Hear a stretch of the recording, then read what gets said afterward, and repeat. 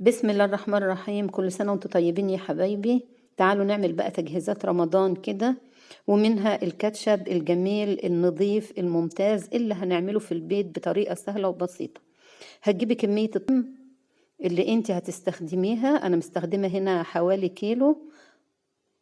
هتغسليه كويس وتقطعيه اربع علشان تشتالي منه البذر بتاع الطماطم.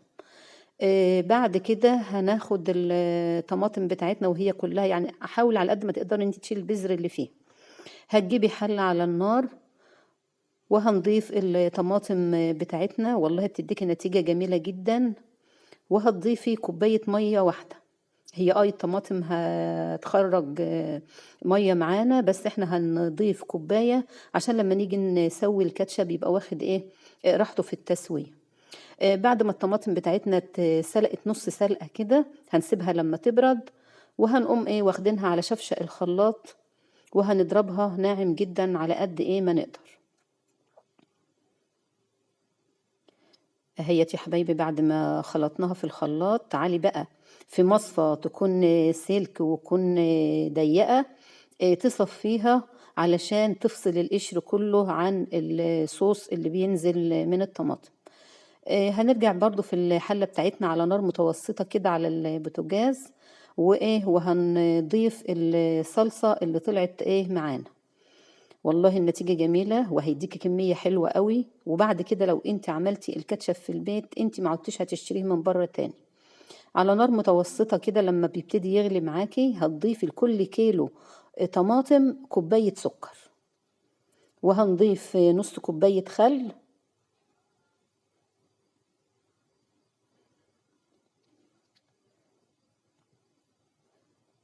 وهنضيف معلقة ملح مسح بسيطة كده.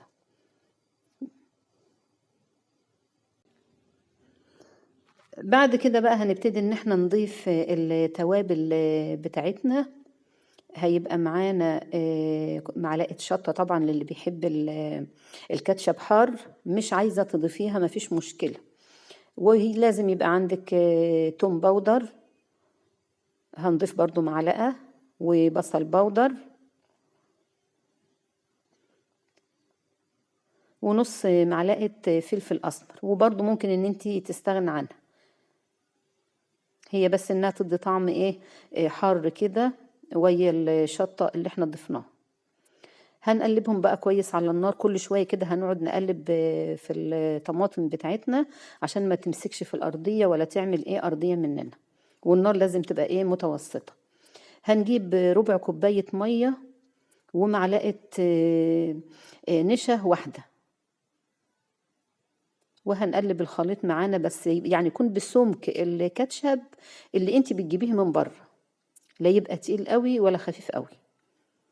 ما شاء الله والله بيديلنا كمية حلوة قوي. انا كنت مفكرة ان كيلو الطماطم ده هيديلنا كمية بسيطة وهنبقى يعني نقول لا ده احنا نشتريه لان الكمية اكتر. لا، كمية حلوة ان شاء الله.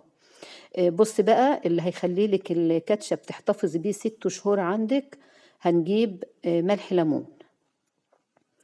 طعمه مش بيبان في الكاتشب، وبيحفظهولك ويفضل عندك بال3 شهور بال6 شهور على قد الكمية الكتير اللي انت هتعمليها، ما تقلقيش منها خالص. انا هنا ضفت نص معلقة برضو ملح ليمون لكل كيلو طماطم، وسبناه لما يبرد وبقى معانا بالشكل ده. والله طالع ما شاء الله تحفة، ما تفرقهوش عن اللي جاي من بره، بالعكس ده احسن وانضف. انت غاسله الطماطم ومنقياها وعاملاها بايديك في بيتك وعامله حاجه نظيفه لاولادك. وطبعا انت متحكمه في كميه السكر اللي انت بتضيفيها، برضو ممكن تقلليها شويه. واحلى كاتشب هتعمليه في البيت، وجهزي منه كميه لرمضان برضو بيفتح نفس اولادنا على الاكل.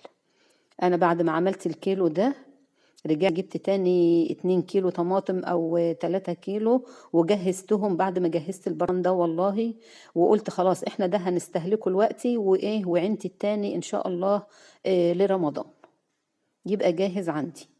احلى كاتشب وانضف كاتشب وبطريقة سهلة وبسيطة ومش مكلف معاكي، والكيلو بيطلع معاكي ما شاء الله كيلو، وبيديكي نتيجة حلوة قوي. وهتعملي حاجة كويسة في البيت لأولادك بإيديكي.